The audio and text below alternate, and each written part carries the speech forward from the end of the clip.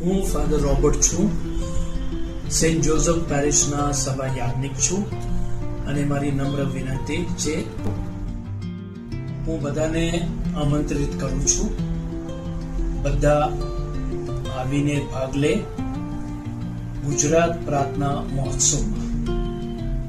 એ ગોસ્પલ આધારિત પ્રોગ્રામ છે, ગીતો દ્વારા, અને એ વખતે આપણે સ્તુતિ કરી શકીએ, આરાધના કરી શકીએ, પ્રભુનો મહિમા ગાઈ શકીએ. અને આ મેની 9 અને 10 તારીખે થવાની છે હિલ મેમોરિયલ હાઈસ્કૂલ કમ્પાઉન્ડમાં સાંજના 5:30 વાગે, ફતેહગંજ, વડોદરા.